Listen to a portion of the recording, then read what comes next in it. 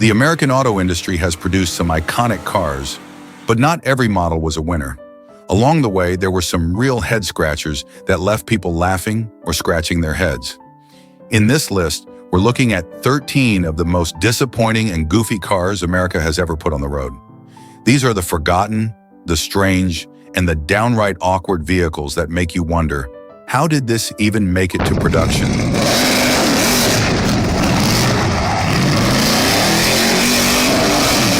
The 1973 Mercury Cougar represents a significant turning point in the evolution of one of Ford's most iconic models, marking a departure from its muscle car origins toward a more luxurious, comfort-focused design. While the Cougar initially garnered acclaim as a stylish and powerful vehicle, the changes introduced in 1973 led to mixed reactions from enthusiasts and consumers alike. With its transition into a bulkier and more refined look, the Cougar struggled to maintain the allure that made it a favorite among muscle car fans. Let's take a closer look at why the 1973 Mercury Cougar is often viewed as a less favorable iteration of this classic nameplate. One of the most striking aspects of the 1973 Cougar was its substantial size. As it shifted away from its performance roots, the car grew larger and heavier, leading to a bulky appearance that contrasted sharply with the sleek, aggressive lines of earlier models. The new design featured a wider stance and more rounded edges, which many traditionalists felt diminished the Cougar's sporty character. The muscular lines that once defined the Cougar were replaced by a softer silhouette that emphasized comfort over performance. As one car enthusiast lamented, it lost its edge. The 1973 model felt like it was trying too hard to be sophisticated and forgot about the fun of driving. This shift in design philosophy alienated a segment of the Cougar's original fan base, who appreciated the aggressive styling and performance that defined the muscle car era. The awkward styling of the 1973 Cougar did little to endear it to the hearts of muscle car purists. The front grille, while intended to evoke a sense of luxury, ended up appearing heavy and disproportionate compared to the rest of the car. The large bumpers, mandated by new safety regulations, further contributed to the bulky look, giving the Cougar an almost awkward stance. Many observers noted that the car's aesthetics felt out of sync with the sporty image it once projected. One former owner expressed this sentiment by saying, "I love the old Cougars because they look tough and cool. The 73 model felt like it was wearing a suit when it should have been in a leather jacket." This sentiment resonated with those who had hoped the Cougar would retain its sporty appeal while embracing some elements of luxury. Under the hood, the 1973 Cougar also reflected the changing automotive landscape of the time. While earlier Cougars offered powerful V8 engines that delivered exhilarating performance, the 1973 model saw a significant reduction in horsepower and performance capabilities.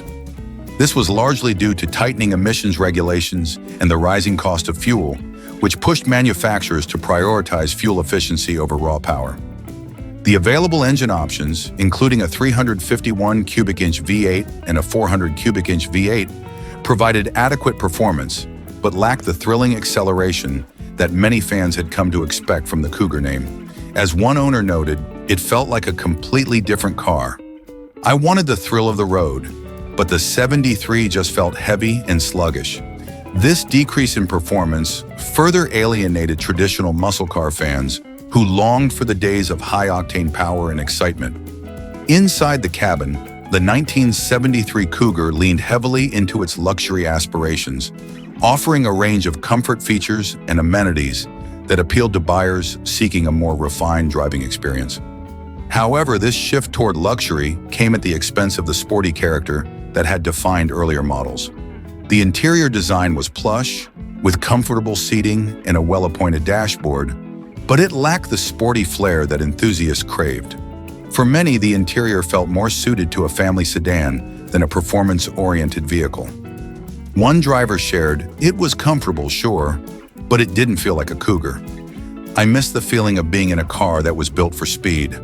This emphasis on luxury over sportiness contributed to a sense of disconnection for those who had loved the Cougar for its driving dynamics and performance heritage.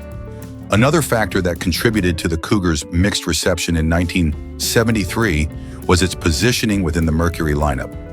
As the automotive market began to shift toward more practical vehicles, the Cougar was forced to compete with an increasingly diverse array of options.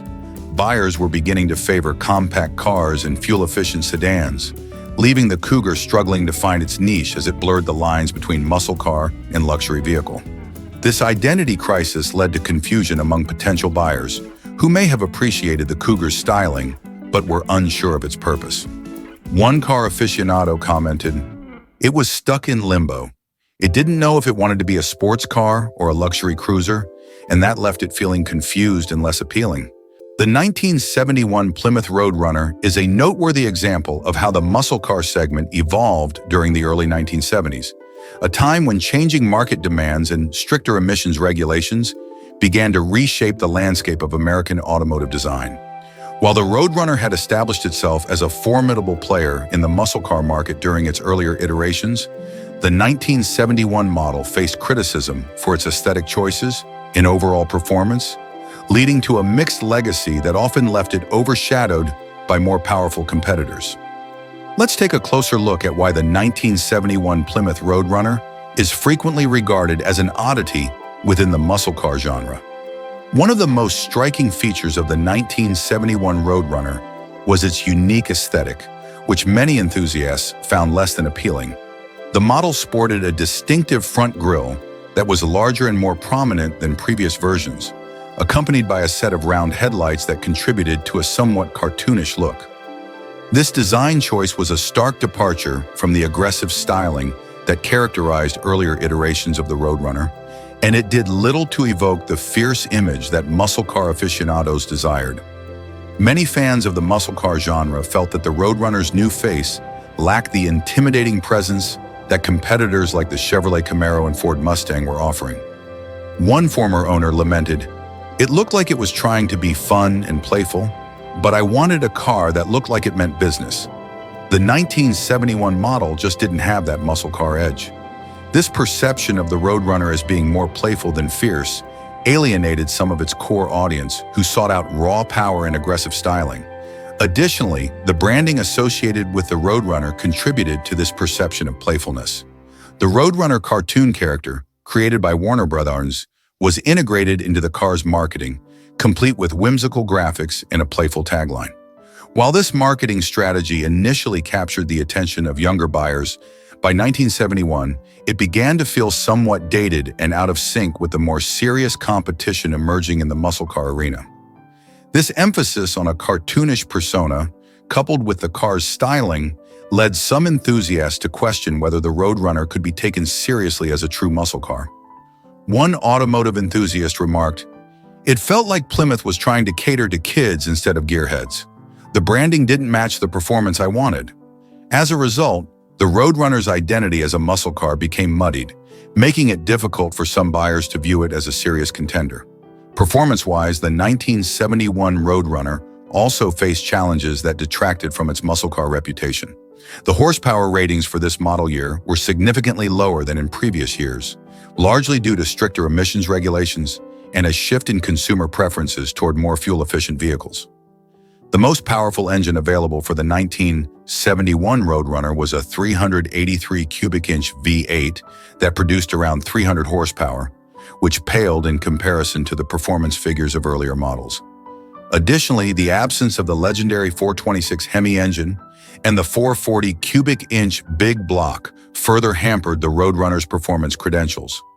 Enthusiasts who had once flocked to the Roadrunner for its raw power were now looking at rival models that offered stronger performance metrics and a more visceral driving experience. One disappointed owner stated, "It didn't have the guts that I expected. I was used to the Roadrunner being a powerhouse, but the 71 felt like it was tamed." This loss of muscle car performance left many fans disheartened, as they sought vehicles that could deliver the exhilarating drive they had come to expect. The handling characteristics of the 1971 Roadrunner also contributed to its mixed reception. While muscle cars were traditionally built for straight-line speed and thrilling acceleration, the Roadrunner's weight distribution and suspension setup left something to be desired. The car tended to feel heavy and less agile, particularly when navigating corners or tighter driving situations. This lack of responsiveness further diminished the driving experience, making it seem less engaging compared to its rivals. One car enthusiast remarked, "It was fine on the highway, but you could feel the weight in the corners. It didn't inspire confidence like other muscle cars." The Roadrunner's handling shortcomings were another factor that contributed to its overshadowing by competitors that offered a more exhilarating and dynamic driving experience. Despite its shortcomings, the 1971 Plymouth Roadrunner did have its share of loyal fans, who appreciated its distinct character and unique position in the muscle car world. For those who valued style and novelty over raw performance, the 1970 International Harvester Scout II stands as an important figure in the history of the SUV, representing one of the early models that helped define the segment. With its unique blend of ruggedness and functionality, the Scout II garnered attention for its off-road capabilities, while also drawing mixed reactions to its distinctive styling. As the SUV market began to take shape in the early 1970s, the Scout II's quirky design and practical features positioned it as a versatile vehicle, albeit one that might not have been universally loved by all. At first glance, the Scout II exhibited a boxy and utilitarian appearance that combined elements of both trucks and station wagons. This unconventional look was a deliberate design choice, aimed at appealing to buyers who sought a vehicle that could handle both rugged outdoor adventures and everyday driving needs. The square-shaped body and flat surfaces gave the Scout II a functional and straightforward character, but this same design was polarizing for potential buyers. Some appreciated the straightforwardness of its shape, viewing it as a reflection of its purpose-driven nature. One early adopter recalled, "It looked tough and ready to tackle any trail. I liked that it didn't try to be something it wasn't." However, others felt that the boxy design lacked the sleekness and elegance associated with more traditional vehicles. A critic of the design noted, "It was just too utilitarian. It didn't have the sporty flair that some other SUVs were starting to adopt." The Scout II's off-road capabilities were one of its standout features, allowing it to navigate challenging terrains with ease. Equipped with a robust suspension system and high ground clearance, the Scout II was designed to tackle rough trails, rocky paths, and muddy roads, making it a favorite among outdoor enthusiasts and those seeking adventure. It could be outfitted with four-wheel drive, enhancing its capability in adverse conditions. Many owners reveled in the freedom that the Scout II provided, often sharing stories of their off-road escapades. One satisfied owner enthused, "There's nothing quite like taking the Scout off the beaten path. It handles like a dream in the dirt."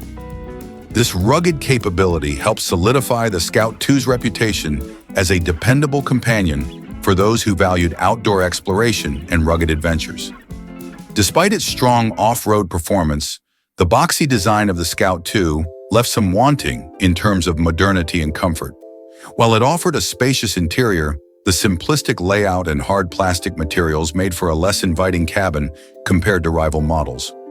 Many of the interior features were basic, focusing on functionality rather than luxury or refinement.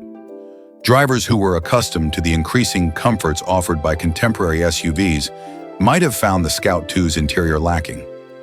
One former owner reflected, "It was great for camping trips, but I wouldn't want to take it on a long road trip. The interior felt basic, and it didn't have the creature comforts I was used to." This simplicity in design may have appealed to some buyers, but others seeking a more comfortable ride might have been deterred. Furthermore, the Scout II's quirky aesthetics also extended to its various configurations and customization options. Buyers could choose from different roof styles, including a removable hardtop, allowing for a versatile driving experience that catered to a range of lifestyles. This adaptability was a selling point for those who appreciated the flexibility the Scout II offered. However, some critics felt that the various options contributed to a somewhat haphazard visual identity. One observer noted, "It was like International couldn't decide if they wanted it to look like a truck or an SUV, and the result was a bit muddled." This mixed messaging about the vehicle's intended purpose made it difficult for some consumers to see the Scout II as a true SUV, leading to further confusion in its market positioning. Additionally, the Scout II's performance on the road was often described as robust but not particularly sporty. The available engine options, including a V8 that offered decent power, provided adequate performance for daily driving, and off-road adventures, but they did not deliver the exhilarating experience that some drivers sought. The handling could feel somewhat sluggish compared to more performance-oriented models, and the ride was more utilitarian than plush. One driver expressed this sentiment by saying, "It was reliable and could take a beating, but I wouldn't call it fun to drive. It just felt heavy and clunky on pavement." This compromise between off-road capability and on-road performance further complicated the Scout II's identity in a rapidly evolving automotive market.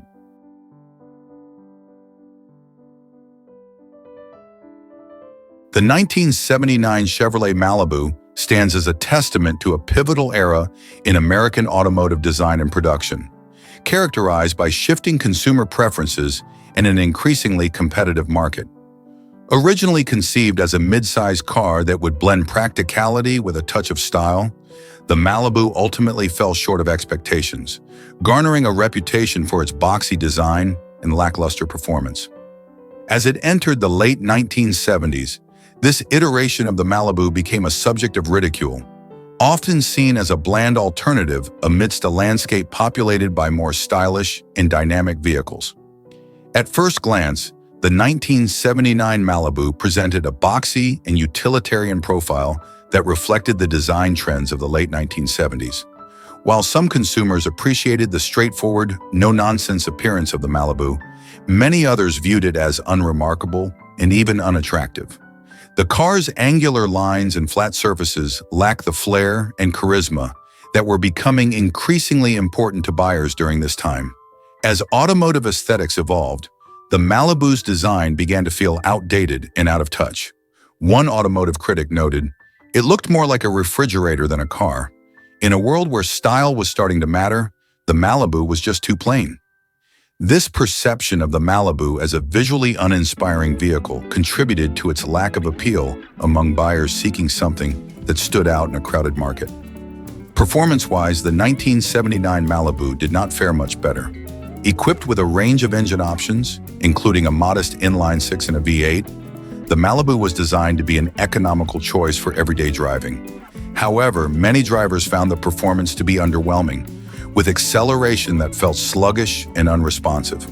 The handling was often criticized as being uninspired, leaving drivers wanting for a more engaging driving experience. One former owner lamented, "It was fine for getting from point A to point B, but it lacked the excitement I craved. I wanted a car that felt alive, not one that felt like a chore." This disconnect between expectations and reality led to disappointment among those who had hoped for a more spirited driving experience from their midsize car. The Malibu's identity as a midsize car further complicated its appeal. Positioned in a segment that was rapidly evolving, the Malibu struggled to define itself amidst a flurry of competitors that were introducing more stylish and performance-oriented options. While rivals like the Ford Thunderbird and the Dodge Charger were making waves with their sleek designs and powerful engines, the Malibu's lack of distinctiveness left it feeling like a forgettable choice. As one industry observer put it, it was just another face in the crowd, and in a time when everyone was trying to be different, the Malibu was a bland alternative. This inability to carve out a unique identity in a changing market made it difficult for the Malibu to attract a loyal following, contributing to its reputation as a car that was more utilitarian than aspirational. Inside, the Malibu offered a practical but uninspired interior that matched the car's overall aesthetic. While it provided adequate space and basic amenities, the cabin was largely devoid of the features and comforts that were becoming standard in newer vehicles. The materials used felt cheap and plasticky, and the design lacked any real flair. Many buyers who had come to expect more from their vehicles in terms of comfort and style were left wanting. One former driver remarked, "It was functional, but it didn't feel inviting. I spent a lot of time in that car, but it never felt like a place I wanted to be." This further entrenched the Malibu's reputation as a lackluster option in a market that was beginning to prioritize comfort and refinement. Moreover, the Malibu's positioning within Chevrolet's lineup also posed challenges. As consumers began to lean toward more compact cars and fuel-efficient vehicles in response to rising fuel prices, the Malibu's larger size and performance aspirations felt increasingly out of step with market demands. While it was designed as a mid-size car, The shift towards smaller, more economical models rendered the Malibu less relevant. Buyers who were looking for practicality in an era of uncertainty were increasingly attracted to options that offered better fuel efficiency and lower operating costs, leaving the Malibu at a disadvantage. One automotive analyst noted, "It was caught in a transition. It didn't fit neatly into the market's needs, and that hurt its sales." This misalignment with consumer trends further hindered the Malibu's ability to resonate with potential buyers. In conclusion, the 1979 Chevrolet Malibu serves as a reminder of the challenges faced by automotive manufacturers in a rapidly evolving market. While it was intended to be a mid-size car that balanced practicality and style, its boxy design, lackluster performance, the 1978 Ford Fairmont marked Ford's ambitious foray into the compact car market during a time when consumer preferences were shifting towards smaller, more fuel-efficient vehicles.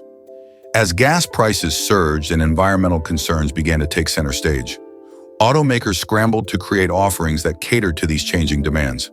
However, the Fairmont's introduction was met with mixed reviews, primarily due to its uninspired styling and a perceived lack of character. In a crowded marketplace, the Fairmont struggled to distinguish itself, leaving many consumers and critics alike with a sense of indifference towards the vehicle. At first glance, the Fairmont exhibited a design that many considered to be generic and devoid of personality.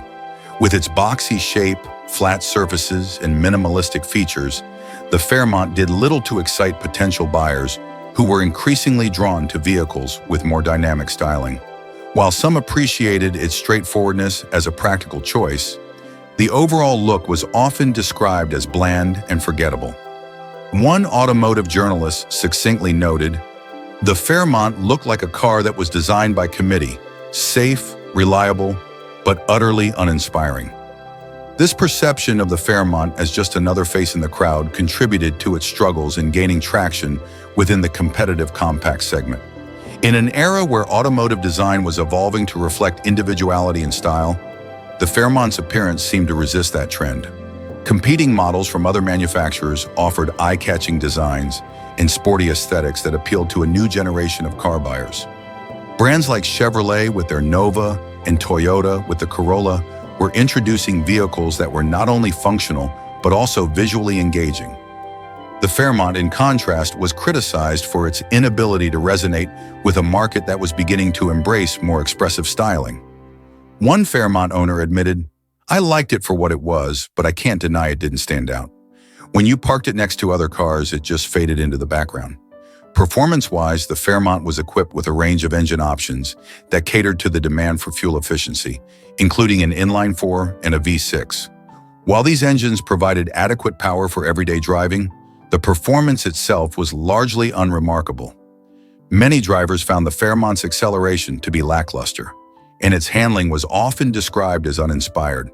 This combination of ordinary performance and bland styling left many consumers feeling unsatisfied, especially those who had hoped for a more engaging driving experience. A former driver shared, "It got me where I needed to go, but it never felt exciting. I wanted something that made me look forward to the drive, not just the destination."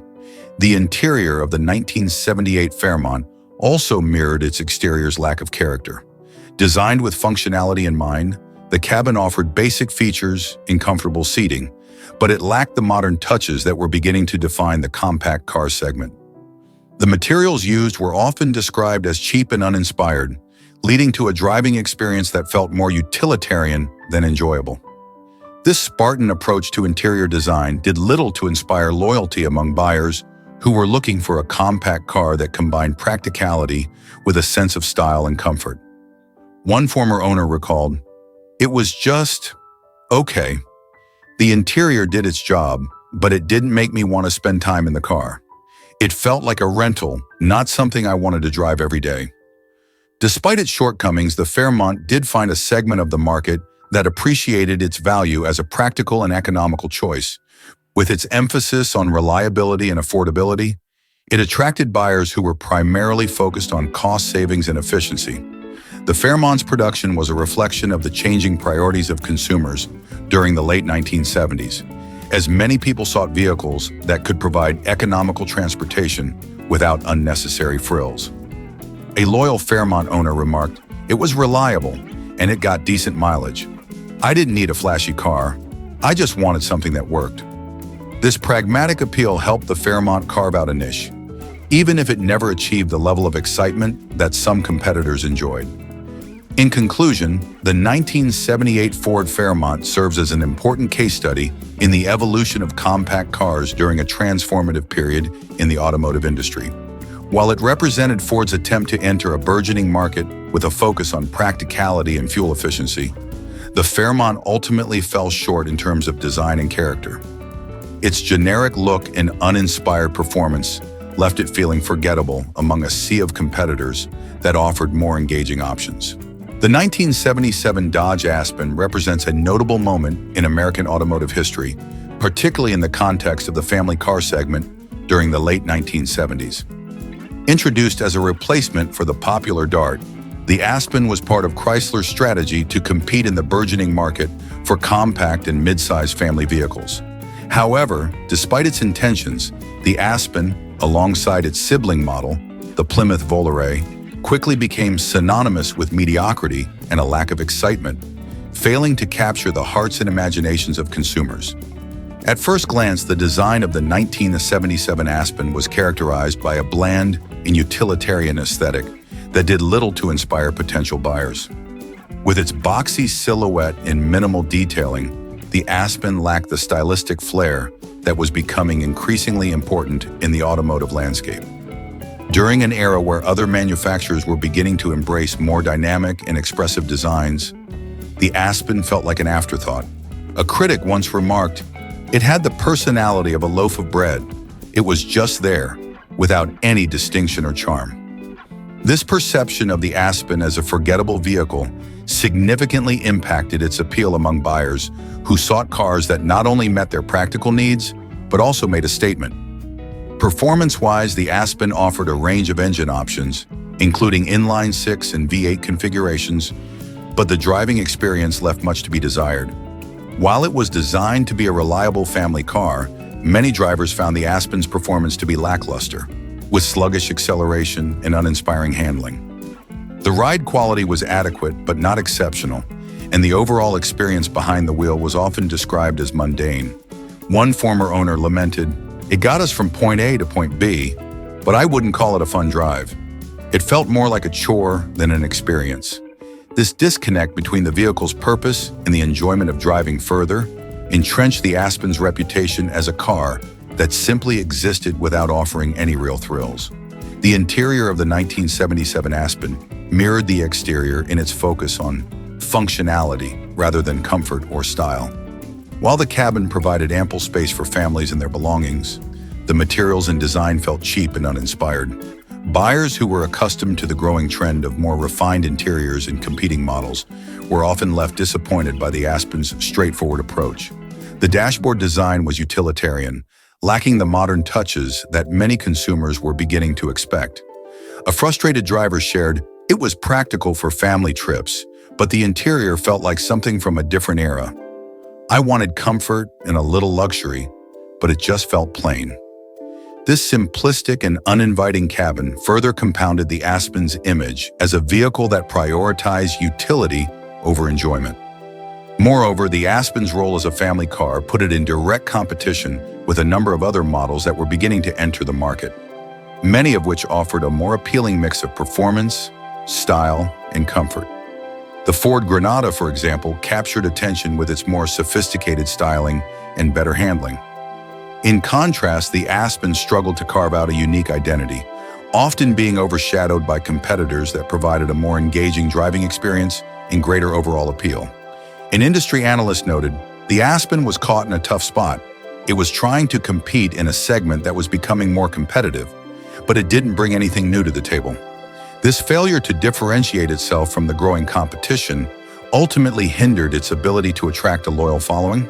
The Aspen's mediocrity extended beyond design and performance. Its reputation was further tainted by reports of quality issues. As Chrysler faced challenges in maintaining consistent quality control during this period, many owners experienced mechanical problems that added to their dissatisfaction. Common complaints included electrical issues and problems with the drivetrain, leading some drivers to question the reliability of the vehicle. One owner recalled, "I had my fair share of trips to the mechanic. It made owning the Aspen more of a hassle than it should have been." These quality concerns contributed to the vehicle's declining reputation and further alienated potential buyers who were seeking reliability in a family car. In summary, the 1977 Dodge Aspen serves as a poignant example of a vehicle that, despite good intentions, ultimately fell short of meeting the expectations of consumers in a rapidly evolving automotive market. With its bland design, lackluster performance, and unremarkable interior, the Aspen failed to excite buyers and became synonymous with mediocrity. As a family car, it struggled to find a place among competitors that offered more engaging and stylish options. The 1976 Cadillac Eldorado stands as a striking example of American automotive excess, representing an era when luxury was often measured by size and grandeur. Introduced during a time when the luxury car market was booming, the Eldorado aimed to embody the pinnacle of opulence with its oversized design, extravagant features, and massive proportions. While the car was celebrated for its luxurious appointments and powerful performance, many critics and consumers began to question whether such extravagance had crossed the line into the realm of excess, rendering the Eldorado impractical for everyday use. At first glance, the 1976 Eldorado's design is a bold statement of luxury. With its elongated body, sweeping lines, and an imposing front end characterized by an enormous grille and chrome accents, the Eldorado exuded a sense of grandeur that was hard to ignore.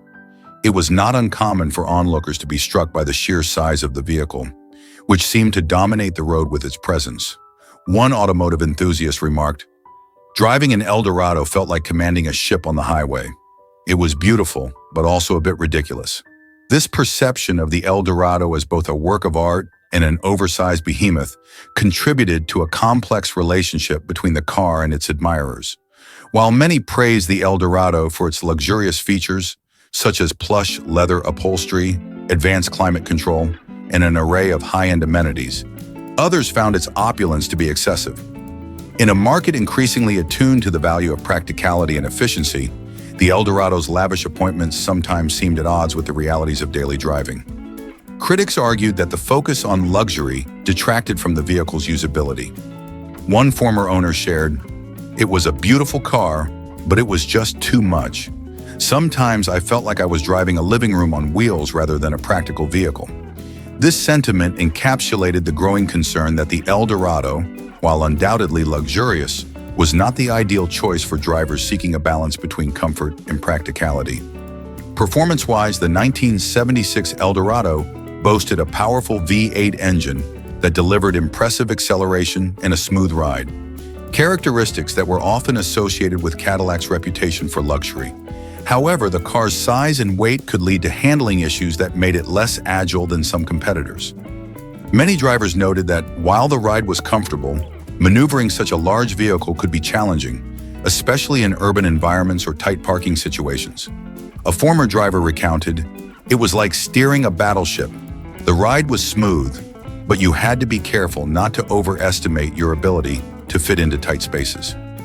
This difficulty in handling further reinforced the idea that, despite its luxury, the Eldorado was not the most practical option for everyday use.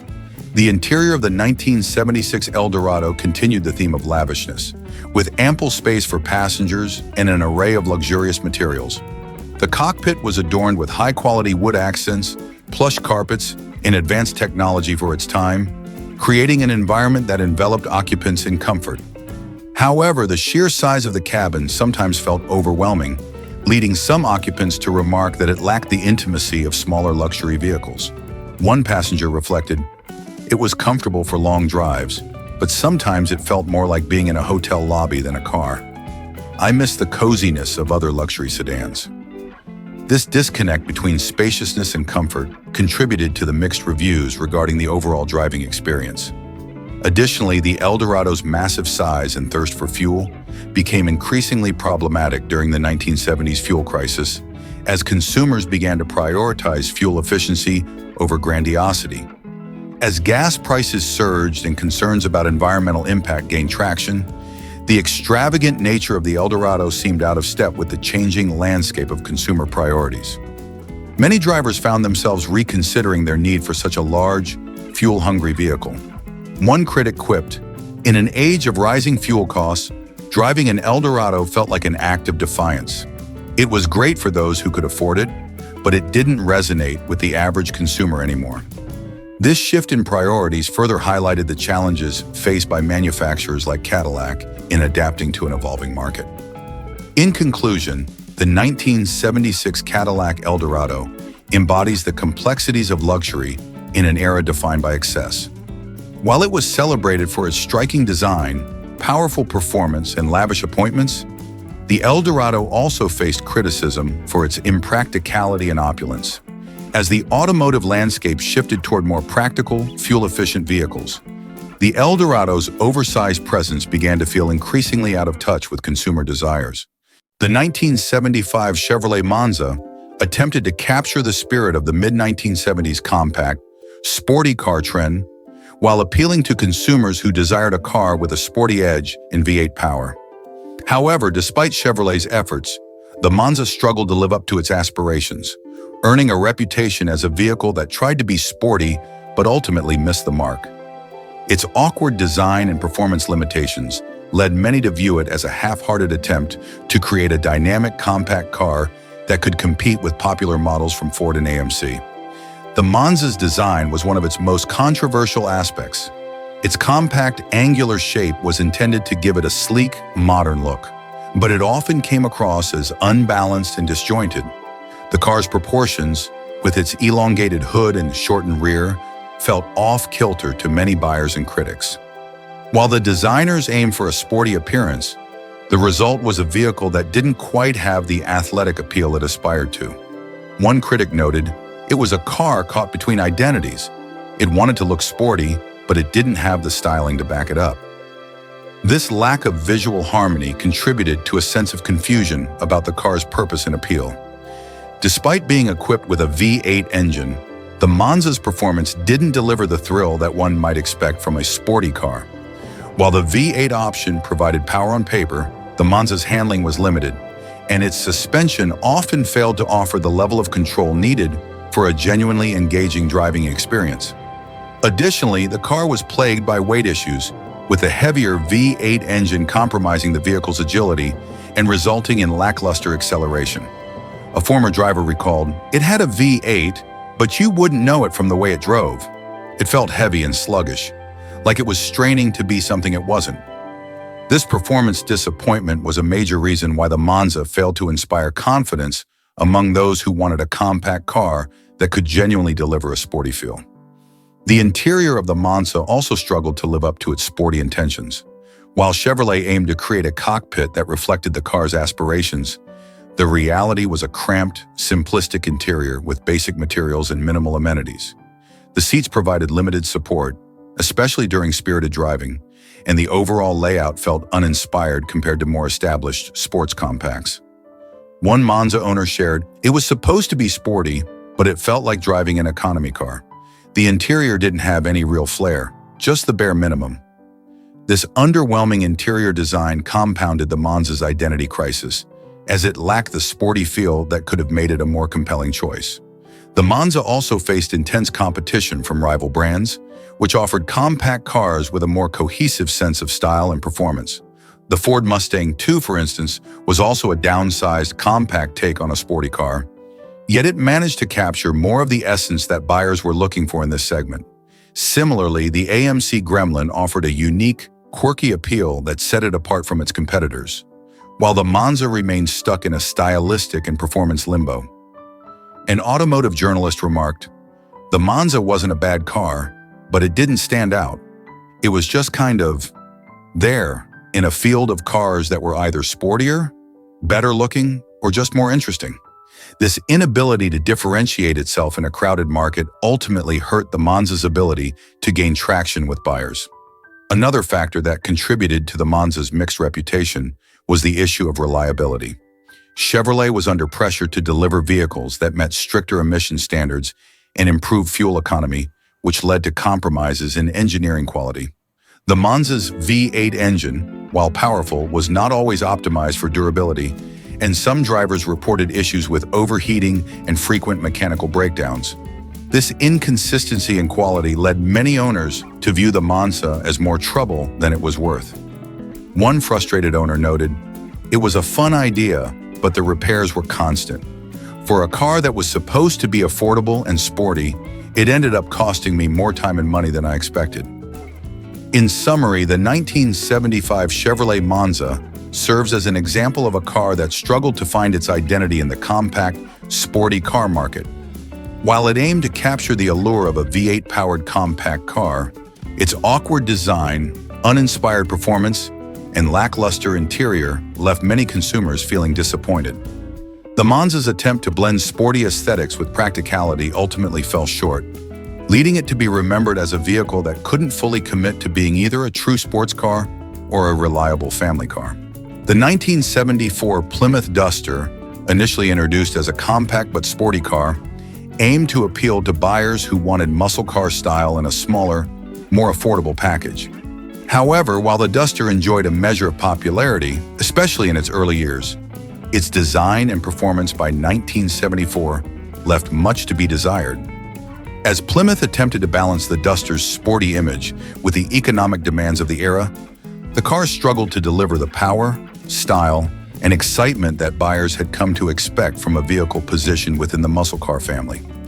By the mid-1970s, the automotive landscape had shifted significantly, with the oil crisis and new emissions regulations forcing manufacturers to downsize engines and prioritize fuel efficiency over raw power. The Duster's boxy shape, combined with these constraints, gave the car a more subdued, less dynamic look than previous models in the lineup. Unlike classic muscle cars with their sweeping curves and aggressive stances, the Duster's shape was practical but lacked the visual impact that typically defined the segment. One car enthusiast noted, "The Duster looked like it couldn't decide if it was sporty or just utilitarian. It had the soul of a muscle car, but the body of an economy car."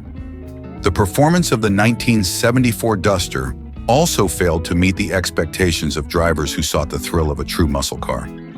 While earlier models had offered optional V8 engines that packed more punch, the 1974 Duster was primarily available with smaller, less powerful engines due to new emission standards. The base engine was a modest 198 cubic inch slant 6, and while a 318 cubic inch V8 was still available, the output was reduced, and it didn't deliver the same excitement as larger, more powerful V8s from previous years. One disappointed driver recounted, "It looked like a muscle car from a distance, but behind the wheel it just didn't have the guts. It felt like Plymouth had tamed it down too much." This compromise in performance made the Duster feel like a shadow of the muscle cars that had dominated the roads in previous years. The Duster's handling was another area where it failed to stand out. While the car offered reasonable maneuverability as a compact, the suspension was basic, and the overall driving experience felt more utilitarian than sporty.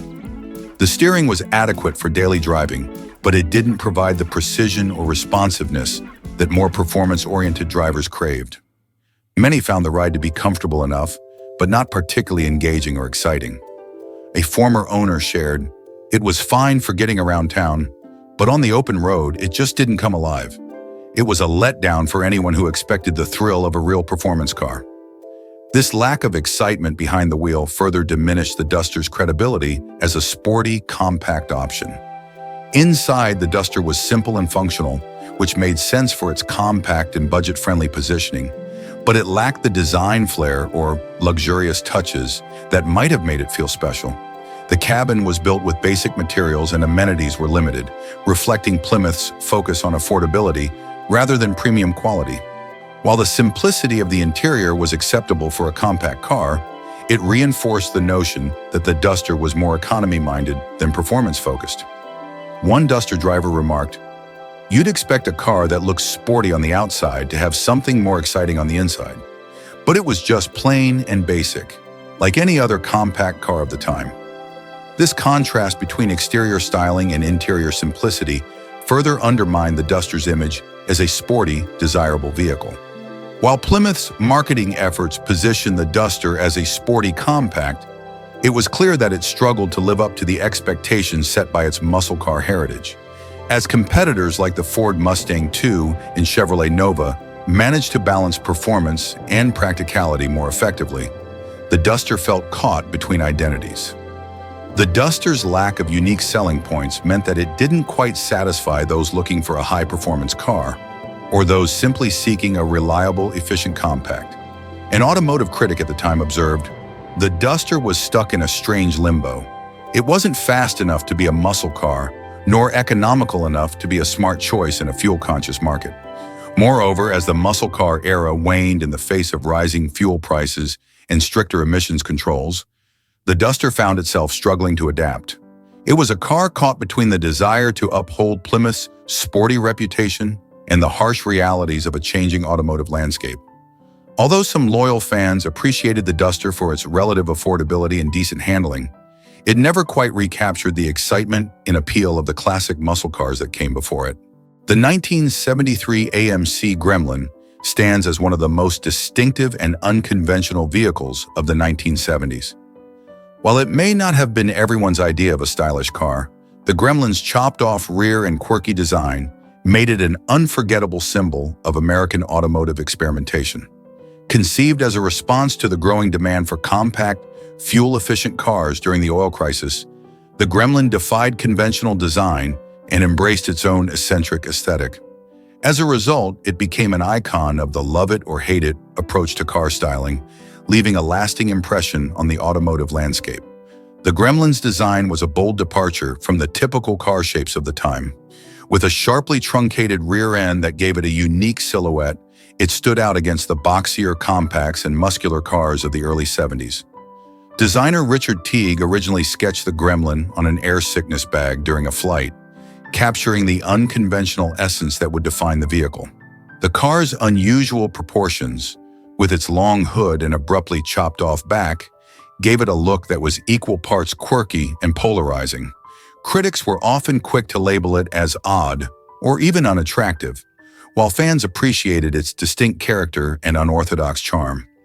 As one admirer noted, it was like the car didn't care what anyone thought of it, and that made it kind of cool. Performance-wise, the Gremlin was practical, if not particularly thrilling. Unlike many of its more performance-oriented competitors, the Gremlin was designed with economy in mind. It came equipped with a relatively small engine, often a 3.3-liter inline-six, though some models had the option for a V8. While the six-cylinder provided decent power for city driving, it lacked the punch that muscle car fans craved. The V8 version offered better acceleration, but even then, the car was no match for the classic American muscle cars of the previous decade. Instead, the Gremlin delivered on the promise of efficiency and affordability, attracting buyers who prioritized economy over speed. One former owner shared, "It wasn't the fastest car on the block, but it was reliable and got me where I needed to go without breaking the bank." For a car born out of necessity, the Gremlin served its purpose well. Inside, the Gremlin's compact size was apparent, but AMC managed to make the best of the space available.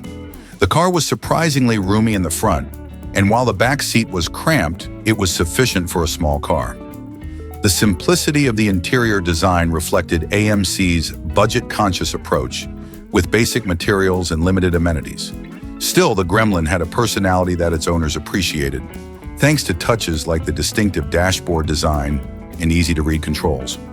Many drivers described it as utilitarian but charming, offering enough comfort without pretending to be a luxury vehicle. One driver recalled, "It wasn't fancy, but it had this quirky charm that made you smile. You could tell it wasn't trying to impress anyone, and that was refreshing." The Gremlin also earned a reputation for being relatively reliable and easy to maintain, an important quality for its target market. Designed to be affordable and straightforward, it was often praised for its simplicity and ease of repair. Many Gremlin owners appreciated that they could perform basic maintenance themselves, without the need for specialized parts or expensive repairs. This reliability made it especially popular among budget-conscious buyers, and it earned a devoted following of people who valued practicality over glamour. One mechanic remarked, "The Gremlin was no frills, but that's what made it work. It wasn't packed with complex systems that would fail. It was just a straightforward car. Perhaps the most enduring aspect of the Gremlin, however, was its image as an emblem of American quirkiness. In an era when cars were becoming more homogenized, the Gremlin's unconventional look and unapologetically odd styling set it apart. It wasn't designed to blend in, it was designed to stand out. The Gremlin has since become a cultural icon, often appearing in movies, television, and pop culture as a symbol of the 1970s experimental and carefree spirit. It became a beloved oddball, the car that wasn't afraid to be different in a world of lookalikes. Many people today look back on the Gremlin with a sense of nostalgia, admiring it not only for what it was, but for what it represented, the freedom to design something truly unique. In retrospect, the 1973 AMC Gremlin embodies a unique chapter in automotive history. It wasn't the most powerful, stylish, or luxurious car on the road, but it didn't need to be. The Gremlin was a car that embraced its own identity, appealing to buyers who appreciated its blend of economy, reliability, and eccentricity. The 1972 Chevrolet Vega was Chevrolet's ambitious entry into the compact car market, aimed at competing with imports like the Volkswagen Beetle and Toyota Corolla. General Motors poured considerable resources into the Vega, hoping to establish a model that was both affordable and fuel-efficient, yet stylish enough to appeal to a broader range of American drivers. However, despite these intentions, the Vega became infamous for its reliability issues, particularly concerning rust and engine problems, and its unique design didn't resonate with everyone, giving it a reputation that has lingered as a cautionary tale of overambition gone wrong. One of the most immediate and persistent issues with the Vega was its notorious susceptibility to rust. In a rush to get the Vega to market, Chevrolet used an innovative but underdeveloped process of pre-finished, unpainted body panels. This approach backfired as owners began reporting rust within just a few years of ownership, sometimes even within the first year. The car's fenders, doors, and trunk were prone to rapid corrosion, especially in regions with harsh winters or humid climates. One former Vega owner recounted, "It seemed like the car was rusting before my eyes. I'd wash it, and a week later, there'd be new rust spots." This issue damaged the Vega's reputation severely as owners and prospective buyers lost trust in its durability. The Vega's aluminum engine was another ambitious but problematic feature. Chevrolet introduced an innovative, all-aluminum 2.3-liter inline-4 engine that was lightweight and designed for efficiency. Unfortunately, the engine faced significant overheating issues due to inadequate cooling and cylinder head gasket failures. When overheated, the engine's soft aluminum block was prone to warping, which often led to excessive oil consumption, loss of compression, and other mechanical failures. For many drivers, this meant costly repairs or even premature engine replacements. One mechanic who worked on Vegas during this period commented, "We saw Vegas come in all the time with engine issues. The aluminum block was a great idea on paper, but it just wasn't built to handle real-world driving conditions." This problem compounded the Vega's reputation for poor reliability, making it seem more like a risky investment than a practical compact. The Vega's design, featuring a long hood and short rear deck, was intended to give the compact car a more aggressive, sporty look, but it received mixed reactions. While some appreciated its distinctive profile, others found it awkward and unbalanced, especially for a car in the compact segment. The Vega looked like a shrunken muscle car in some respects, which appealed to those who admired that aesthetic, but it didn't fit the image of a compact, economical vehicle as clearly as competitors like the VW Beetle or the Toyota Corolla. This dissonance contributed to the Vega's identity crisis. Was it a stylish compact or an underpowered attempt at a sporty car? Many buyers felt it didn't quite succeed as either, making it difficult for the Vega to establish a clear niche in the market. One car critic remarked, "The Vega looked like it couldn't decide what it wanted to be. It had the muscle car silhouette, but none of the power or reliability that would make it exciting to drive." The interior of the Vega was also fairly basic, with minimal amenities that left some drivers feeling underwhelmed. Built to keep costs low, the cabin materials were simple and sometimes flimsy, adding to the impression that Chevrolet had cut corners. The seats, while adequate for short trips, weren't particularly comfortable for long drives, and the sparse layout offered little to distract from the car's other shortcomings. Former owners described the interior as Spartan and forgettable, with one remarking, "You didn't get into a Vega expecting luxury. It was bare bones." And while that's okay for an economy car, the problems made it feel cheap rather than cost-effective. Despite its flaws, the Vega did have its supporters. Some appreciated its unique design and saw potential in its compact, sporty appeal. For a time, Chevrolet offered performance-oriented versions, like the Vega GT, with additional features and upgraded styling, which aimed to boost the Vega's sporty credentials. These versions generated some excitement among younger drivers who were drawn to the idea of a compact car with an American muscle car's flair.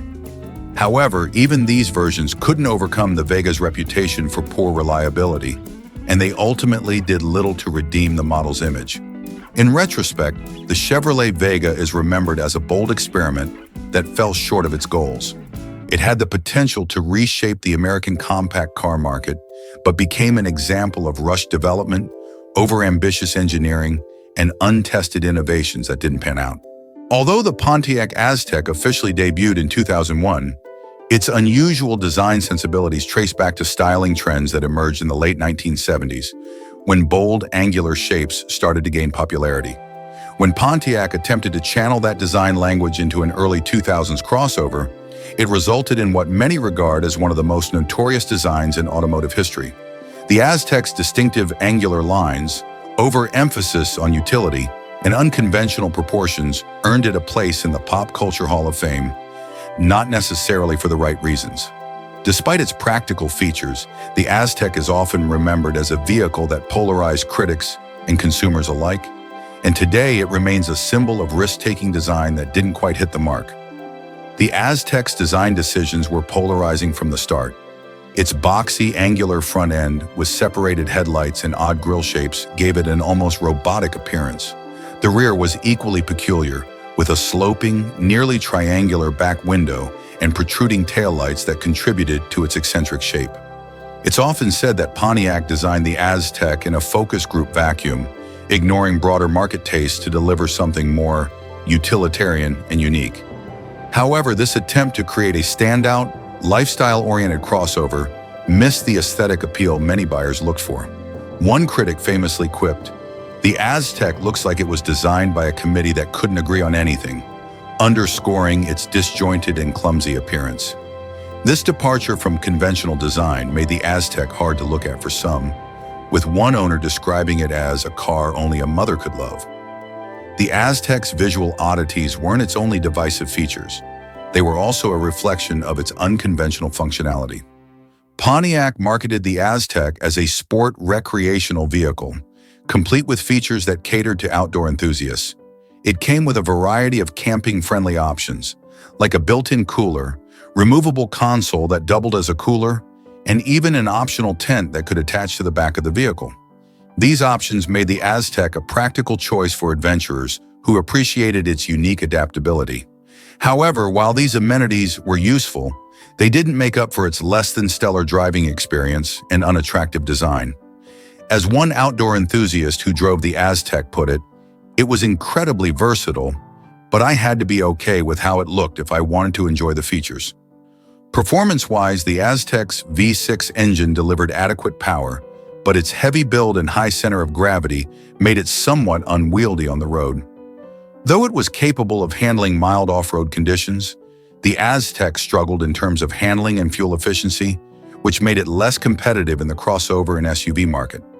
Its bulky frame affected its fuel economy, a significant downside as gas prices began to climb in the early 2000s. For many buyers, the trade-off between functionality and efficiency wasn't quite worth it, and the Aztec's odd appearance didn't do much to sweeten the deal. Yet, in spite of these criticisms, the Aztec garnered a kind of cult following over the years. Its unconventional appearance and practical features appealed to a niche of buyers who valued function over form. The Aztec's fans argued that the vehicle was simply ahead of its time, pioneering the crossover utility vehicle concept long before it became mainstream. As crossovers have since dominated the market, Some automotive historians see the Aztec as a foreshadowing of what was to come. While it didn't succeed in its own era, its influence is more appreciated in hindsight as a stepping stone for modern crossovers. Today, the Pontiac Aztec has been cemented in pop culture, gaining renewed attention thanks to its prominent role in the TV series Breaking Bad, where it served as the iconic ride of antihero Walter White. Its ugly duckling status and role in such a high-profile show brought it a degree of ironic affection. While few would call the Aztec beautiful or stylish, it's now viewed as a sort of misunderstood underdog that was bold enough to try something different. As one fan put it, it's a car that didn't care about being pretty, it was all about utility and uniqueness. In retrospect, the 2001 Pontiac Aztec serves as a reminder that innovation can be a double-edged sword. Its design and features may not have won it widespread popularity during its production years, but its unique qualities and focus on practicality have given it an unlikely legacy. The Aztec story isn't just one of failure, but of the risks that automakers take when they push the envelope. For all its flaws, the Aztec continues to fascinate car enthusiasts and remains a quintessential example of how even the most mocked vehicles can find a place in automotive history. The 1974 Ford Mustang II marked a dramatic shift in Ford's iconic Mustang lineage. Introduced as the first major redesign since the original Mustang took America by storm, the Mustang II represented a completely different vision from the one that had made the Mustang a legend. Designed to be smaller, more economical, and mindful of the looming fuel crisis, it was a car that responded to the pressures of the 1970s, but ultimately left many Mustang enthusiasts longing for the power and spirit of the original pony car. Despite its practical intentions, the Mustang II's departure from the original's bold performance and design made it one of the most controversial models in Mustang history. As the muscle car era was winding down, American automakers were facing increasing pressure from rising gas prices, stricter emission standards, and changing consumer demands. Ford's response was the Mustang II, a compact, fuel-efficient car with a body-on-frame construction and a design aimed more at economy than speed. The sleek and powerful body style of the original Mustang was replaced with a smaller, more conservative look. The Mustang II was about 500 pounds lighter and 19 inches shorter than its predecessor, with a design that emphasized practicality over performance. However, its narrower stance, rounder shape, and subtle grille left many enthusiasts disappointed. As one critic put it, the Mustang II looked more like a shrunken version of a 70s compact than the offspring of a legendary muscle car. Under the hood, the Mustang II also signaled a stark change in priorities. Unlike the high-powered V8 engines of the earlier Mustangs, the Mustang II's base model came equipped with a 2.3-liter inline-4 engine that produced a mere 88 horsepower. Even the optional 2.8-liter V6 offered just over 100 horsepower, far less than the iconic V8 engines of the Mustang's earlier years. A V8 option was added later, but even this was limited to 130 horsepower, a far cry from the roaring 300-plus horsepower Mustangs of the late 1960s. For fans who had grown to love the raw power and thrilling performance of the Mustang II was a letdown. Many saw it as a diluted version of the original, with one enthusiast lamenting, "The Mustang was a car that turned heads and demanded respect. The Mustang II just didn't." The interior of the Mustang II, while more refined than the earlier Mustangs, also drew mixed reactions. Ford aimed for a more upscale feel, with cushioned seats, wood-grain trim, and better soundproofing, targeting buyers who valued comfort over performance. Some drivers appreciated this shift toward refinement, which made the Mustang II more suited for everyday driving than its predecessors. However, for purists, the emphasis on comfort felt out of place in a car known for its youthful, rebellious spirit. One longtime Mustang fan noted, "It was comfortable, sure, but nobody buys a Mustang for comfort. They buy it for excitement." Despite the backlash from enthusiasts, the Mustang II actually found success with a new wave of buyers who appreciated its fuel efficiency and practicality. Sales were strong, and the car won the Motor Trend Car of the Year award in 1974. indicating that Ford had tapped into the era's demand for smaller, more economical vehicles. For a generation facing an oil crisis, the Mustang II's compact design and improved fuel economy were welcome changes. As one driver who bought the car during the gas shortages recalled, "It wasn't the fastest Mustang, but it was affordable and didn't drain my wallet at the gas pump. It was what we needed back then." The legacy of the Mustang II remains divisive. While it never reached the iconic status of the original or later Mustang models, its story is a testament to the challenges automakers face in balancing heritage with market demands. For Ford, the Mustang II was a survival strategy, a way to keep the Mustang name alive in an era when muscle cars were falling out of favor. While many enthusiasts continue to view it as an unfortunate chapter, others see it as a product of its time, a Mustang that adapted to the constraints of the 1970s rather than fading away. In recent years, the Mustang II has gained a degree of appreciation among collectors as a unique relic of the 70s. Although it may never achieve the popularity of its more powerful predecessors, it serves as a reminder of a time when the Mustang had to pivot to remain relevant. The Mustang II may not have been the muscle car fans expected, but it kept the Mustang name alive through one of the most challenging periods in automotive history. For better or worse, it holds a special place in the Mustang legacy, as the car that proved adaptability is sometimes as important as performance.